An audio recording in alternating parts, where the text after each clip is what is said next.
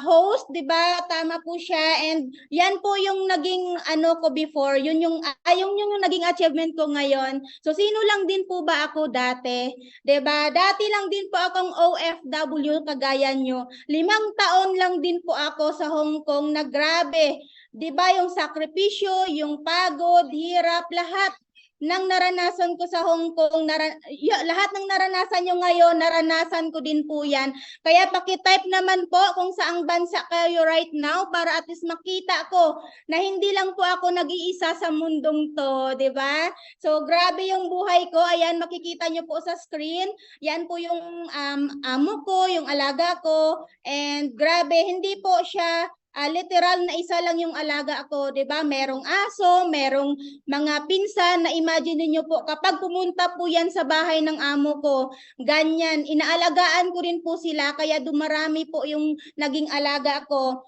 Sino yung nakarelate dyan na ang akala natin, yung nakasulat sa kontrata, isa lang yung alaga, 'di ba? Pero hindi natin alam, magka-car wash ka pa pala, 'di ba? May alaga ka pang aso, 'di ba? May pusa pa yan, hindi lang nasali, 'di ba? So grabe po, 5 taon ko pong tiniis din yan sa Hong Kong, 'di ba? Pero one time nagpray lang din ako talaga ng opportunity kasi 5 taon tuloy-tuloy, 'di ba? Yung pagtatrabaho ko nga grabing pagod talaga, grabe. Sabi ko, bakit hanggang dito na lang ba ako? So hindi po talaga ako hindi po ako nakuntinto lang doon. So one day nagpray lang din talaga ako ng opportunity, and true enough nakita ko po ito. Yung upline ko, shout out po kay upline Jeanette Castor and kay Kuya Nelson Fajarda. Kasi sila po yung naging daan. 'Di ba? Nung shinare sa akin ni upline yung online platform na to, so sabi ko, upline paano, 'di ba? How? So naging produkto lang din po talaga ako ng how kagaya ninyo, 'di ba? Kaya wag niyo pong dudahan 'yan, yung tanong na 'yan kasi yan po yung magtatawid sa inyo from being OFW, from being kadama to negosyante na. Kaya pasalamatan niyo po yung mga tao na nagpakita sa inyo ng online platform na to kasi I am once like you din po, 'di ba? Dating OFW, katulong na nangarap lang din, mabago yung buhay, 'di ba? Kaya tayo nag-abroad kasi gusto natin mabago yung buhay. Pero ang tanong, nagbago po ba? 'Di ba? Paulit-ulit lang po yung buhay na meron tayo. Alam ko napapagod na rin po kayo diyan. 4 na sulok ng bahay ng amo lang, 'di ba? Ang naiikutan, yung buhay natin nakakapagod na, naauno, katapusan, sahod, padala, at ang ending, 'di ba, resibo lang din talaga yung naiipon. 'Di ba? Kaway-kaway po sa nakarelate sa akin. Kaya ngayon po na nakita mong opportunity na to, sunggaban mo po. Kasi sabi nga, ang pagbabagong buhay, sinusunggaban po yan, hindi po yan pinapatagal. 'Di ba? Kaya pasalamatan mo yung coach mo, yung mentor mo na nagpakita sa'yo, nangungulit sa'yo, kasi yan po ang anghel sa buhay mo. 'Di ba? Nung nakita ko ganito kaganda yung online platform na meron tayo, hindi na po ako nagdalawang isip. Yes, nagsabi ako sa upline ko, ano yung gagawin ko? 'Di ba? Paano ko po ito paano po ako maka-involve sa ganitong online platform? Kasi grabe, doon ako na-amaze sa income ni upline ko, 80,000 na po. 'Di ba? Doon pa lang sa 80,000 na-amaze ako, sabi ko, upline, tulungan mo ako, paano? Yang paano at how na yan po yung naging tulay ko. And pasalamat din talaga ako. Wala man pa akong pera that time nung nakita ko po itong online platform. Kasi sabi nga, 'di ba, yung sahod natin, 'di ba, parang kung hindi sakto, zero. At resibo lang din talaga yung naipon ko. Kaya yun, nag-isip talaga kami ng paraan ni upline. Siya wala din po siyang ipon, 'di ba? So, kumbaga, yung ginawa lang din talaga na paraan, nangutang. Yes, hindi ko po yan ikakahiya, nangutang lang din po talaga ako. And dahil sa tulong ng 2 tao na yan, nakasama ko sa picture, at hawak-hawak ko po yung pera na yan, Hong Kong dollar pa po yan. Yan po yung pinadala namin dito sa mentor namin, 'di ba? Nagtiwala lang din talaga ako, nagtiwala ako sa kanila, nagtiwala din ako sa sarili ko na kaya ko. Hindi po porket 'di ba wala kang pinag-aralan, hindi porket wala kang tinapos, hindi mo po ito matutupad, 'di ba? Dito po grabe, itry nyo lang din talaga kasi kahit gaano ko sabihin sa'yo na maganda to, kung hindi nyo po susubukan, hindi nyo po talaga siya mapatunayan. Kaya dito, after ko po nag-decide or after ko din talaga naging involved or naging certified member na dito, grabe, nag-decide lang din talaga ako. Sabi ko, dito kung mababago yung buhay ko, hindi lang buhay ko, kundi buhay din ng pamilya ko. Kaya nag-enroll po talaga ako dito sa Royals Academy. Nagulat yung upline ko, 'di ba? Na sabi niya, ha? 3 months pa lang tayo dito nagkasama.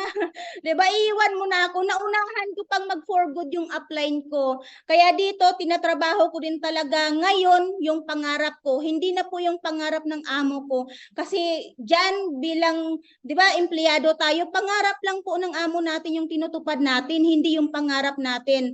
'Di ba? Kung baga, yung employer natin, yung amo natin, nagpo-provide lang po yan ng pangkain natin sa araw-araw. When it comes sa pangarap, kumusta po? 'Di ba? Kasi hindi po nila ikaw bibigyan ng idea kung paano sila yumaman. Kasi pag binigay nila yung idea na yan sa inyo, nako, baka wala na sila, hindi ka na nila magiging katulong, tama? Yes, kaway-kaway po. 'Di ba? Sa mga kagaya kong OFW, wag niyo pong tagalan diyan. 'Di ba? Kasi sinasabi ko nga po, walang pera diyan sa abroad. Kasi 'di ba, napaka-unfair ng mundo kasi tayo po yung nagsisipag, tayo yung nagpapakahirap pero tayo yung walang pera, 'di ba? Relate? 'Di ba? Kaway-kaway po diyan sa mga kagaya ko. Kung kayo po may pangarap, huwag niyo pong tatambayan. Huwag niyo pong hayaan na habang buhay natutulog lang po 'yan. Kaya pinakita sa iyo yung opportunity na 'to. Kaya pinakita sa iyo yung coach mo, yung mentor mo kasi yan po yung magdadala sa iyo sa tagumpay na gusto mo. 'Di ba? Alam ko malaki yung pangarap nyo, pero hindi nyo alam kung paano nyo po yan matutupad. Kaya yan, pasalamat din talaga ako sa mga mentors, 'di ba, na nakita ko, yung mga mentors na nagiging anghel sa buhay ko. Yes, thank you so much kay Mentor Tanya Morales and thank you so much kay Mentor Bibina Bordis. Kasi imagine niyo po, hindi ko po yan kakilala. 'Di ba? Pero may pakialam sila sa akin at hindi lang po sa akin, partners, pati rin po sa inyo. 'Di ba? Yang mga tao na yan, sila po yung naging ano ko din talaga dito, naging kamag-anak, tunay na kamag-anak, tunay na kapamilya kasi hindi ko man po yan kadugo. Nakilala ko lang din po yan sa online, sa Facebook lang din. 'Di ba? Nung nag-decide ako na umuwi for good, sila po, 'di ba? Sila po yung nag-ano sa akin, nag-guide. Hanggang ngayon na nandito ako, 'di ba? Yung dalawang mentors ko na 'yan, sila po talaga yung naging ano ko dito, naging kapatid ko, naging magulang ko kasi kung yung pamilya ko lang po yung aasahan ko, hindi ko po maitawid yung sarili ko dito. 'Di ba? Kasi yung pamilya ko sa totoo lang, masakit man itong pakinggan, pero sila po yung umuubos, 'di ba? Sa kanila po napupunta lahat ng pinaghirapan natin. Pwede po ba this time utang na loob? 'Di ba? Sarili niyo naman muna mahalin niyo. Tama na muna yung ilang dekada. 'Di ba na minamahal sila? Pwede ba this time ilaban niyo po muna yung pangarap niyo? Kasi kung kayo punong-puno na sa blessing, 'di ba? Ang bilis lang tumulong. Kahit hindi mo kamag-anak, kayang-kaya mo pong tulungan, tama? Yes, kaya unahin niyo po muna at hindi lang po yung dalawang mentors ang tumulong sa akin, 'di ba? Meron tayong community. Yes, dito pinaranas nila sa akin, pinaramdam nila sa akin. May tunay akong kamag-anak, may tunay akong kaibigan. Kasi sa totoo lang, alam ko hindi lang po ako nag-iisa. Na yung mga kamag-anak mo, yung pamilya mo, yung mga kaibigan mo na malalapit sa buhay mo, na ang akala mo sila yung tutulong sa'yo para ka umasenso sa buhay, sad to say, hindi po lahat. Yes, hindi ko naman nila lahat pero parang gano'n na nga. 'Di ba? Kasi imbes 'di ba na sila yung tumulong sa iyo para umangat ka sa buhay, ang 'di ba? ang sakit isipin na sila pa po yung magpapabagsak sa iyo. Dito sa community na meron tayo, 'di ba? Ako na po, buhay na patunay, isa sa natulungan dito sa community na to. At hindi po ako magiging ganito kung hindi po dahil sa na-impart nila sa buhay ko. Sino lang naman ako noon, di ba? Dating mahiyain, dating walang pakialam, 'di ba? Basta makapagtrabaho lang. Kasi ang akala ko mabuhay ka lang, 'di ba? Makakain ka lang ng 3 beses sa isang araw, okay na. Pero when it comes sa needs ng pamilya, 'di ba? Nag-Ilonggo na tuloy. Kaway-kaway po sa mga Ilonggo diyan, kagaya ko, 'di ba? Ayan, kung halimbawa mayroong mga taong manghingi sa inyo ng tulong, anong ibibigay mo? 'Di ba? Kasi ikaw pa lang po sa sarili mo kulang na. Kaya pwede ba, 'di ba, gawin mo rin po itong online platform na to kasi ako na po yung nagpapatunay. Dating katulong, dating OFW, nangarap lang din at pasalamat din talaga ako dahil nandito na po ako sa tamang opportunity, nasa tamang community. And 'di ba, grabe, nang dahil sa tulong na yan po yung tulong na ito yung nagpa-inspire sa akin. 'Di ba? Sino lang ba ako dati? Yes, medyo may kalakihan ang sahod sa Hong Kong. Nasa 35,000 to 40,000 din po siya per month. Pero bakit? 'Di ba? Bakit ko po ipinagpalit sa opportunity na to? Kasi guys, tandaan niyo po, OFW is not a lifetime job. 'Di ba? Sabi nga, dinadaanan lang po yan, hindi po yan tinatambayan. Yes, itong mga resulta na meron ako ngayon, ito po yung magiging future nyo. 'Di ba? Dito po, naranasan kong kumita 19,000 sa isang araw lang. 'Di ba? Hindi po yan pinapakita sa inyo para ipagyabang, kundi pinapakita ko po yan sa iyo para ito yung maging salamin nyo na dito sa opportunity na to, kaya naman talagang kumita na kahit nandito lang po tayo sa Pilipinas. Yes, naranasan ko rin po magpa-cheque, di ba? 94,000 po yan. And dito po, kumita rin po ako ng 105,000 sa loob ng isang buwan. 'Di ba? Times 3 na po 'yan sa sinasahod ko sa Hong Kong. Kaya guys, itong nakita nyo po, 'di ba? Gawin nyo pong inspirasyon 'yan. Sabihin nyo ngayon sa sarili mo, coach, kung nakaya mo, kayang-kaya ko din 'yan. 'Di ba? And dito talaga, grabe. Ayan, next slide please. At dahil kumikita ka, 'di ba? Dito ko rin po naranasan kumita 300,000. 'Di ba? Gaano kasarap na yung bawat sipag mo, bawat determinasyon mo, ang kapalit niyan, grabe, 'di ba? It's a blessing talaga. Blessing in disguise din talaga itong opportunity na nakita ko. Yan po yung maging kayo soon. Kapag ginawa, sineryoso nyo itong online platform na meron tayo. 'Di ba? And syempre, hindi lang po yan dahil dito kumikita ka na, marami kang natutulungan. Dito po, nare-recognize ka pa. 'Di ba? Imagine niyo kahit kaano kayo kasipag diyan sa trabaho. 'Di ba? 100 times ang sipag mo diyan, 100 times nang akala mo okay na pero sa isang pagkakamali mo lang burado lahat 'yan. Tama? 'Di ba? Kaway-kaway po sa nakarelate diyan. So yan po dito sa community na to, nare-recognize ka. 'Di ba? Kasi bawat sipag mo, hindi lang po isang tao ang natutulungan, kundi marami.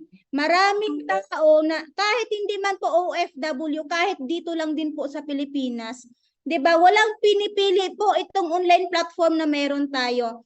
Kaya guys, grabe, kung hindi po kayo masaya diyan sa resulta na meron kayo, dito gawin mo. Dahil magkakasama tayo dito, sabay-sabay nating trabahuin yung pangarap natin. At yun, 'di ba? Dito ko lang din talaga naranasan maging top-top. 'Di ba? Ang sarap sa pakiramdam. Sulit na sulit yung sipag. Guys, tayong mga OFW, siguro tayo na yung pinakamasipag sa lahat. 'Di ba? Tayo yung pinakamalakas ang loob. Kaya wag mo pong titingnan kung anong meron ka ngayon. Wag mo pong titingnan kung anong tinatapos mo. Wag mo pong titingnan kung may pera ka o wala. 'Di ba? Ang titingnan mo yung pangarap mo. Mas malaki pa sa Philippine Arena. Alam na alam ko, kayang-kaya mo po yan ipaglaban. At this time, hindi lang, kumbaga hindi mo man siya gagawing mag-isa. Meron tayong community na tutulong sa atin dito. Yes, thank you so much sa community kasi grabe dito ko po naranasan maging top 1. Dating katulong, dating kunyang. Yes, kunyang po yung tawag sa Hong Kong. Kayo, kung kadama kayo, yes, wag nyo pong anuhin yan. Wag nyo pong titingnan. Ngayon po, na nakita nyong opportunity na to, tanggalin mo yan sa isip mo na isa kang kadama, isa kang kunyang, kasi ngayon pa lang, dinideclare ko na isa ka ng ganap na negosyante. Diba? So, yun, thank you so much. And, yan, dito, imagine niyo po, guys, kumikita ka na, diba? Nag-i-enjoy ka na. Pero grabe, sino lang ba naman ako? Dating katulong, dating probinsyana. Yes, taga-bundok lang din po ako. Dito ko po naranasan yung incentives, 'di ba? Maligo sa bula, 'di ba? Sa pool kasama ng mga mentors and coaches natin. So imagine niyo po, dati sa sapa lang po kami naliligo kasama yung mga kalabaw. Pero dito, 'di ba? Dito nakaligo na po tayo sa pool. Alam nyo guys, nakaka-inspire kasi dito sa opportunity natin, mararanasan mo po lahat. Yes, and bago ko po tapusin itong ating aking pag-share yan, ito po yung mga OFWs na kasama ko dito, na OFW noon, 'di ba, for good na ngayon. So, yun, bago ko po tapusin itong aking pag-share, so ito yung maiwan ko po sa inyo. Paboritong quote ko po ito nung nasa Hong Kong pa lang ako. Ito po, today is the opportunity to build the tomorrow you want. Yes, ngayon na. Wag mo nang ipagpaliban pa, wag mo nang ipagpabukas pa. Kasi kung gusto mo po itong resulta na meron ako ngayon, decide and take action. 'Di ba? Balikan mo po yung mentor mo, balikan mo po yung coach mo na nagbigay sa iyo ng link na to kasi hindi po aksidente na nandito ka ngayon. Nakadestined ka rin po para makasama namin dito sa online platform na to, sa community na to. So, thank you so much. I hope na na-inspire kayo. I hope may na-impart ako sa inyo. Thank you so much, and back to you, Coach Erobem.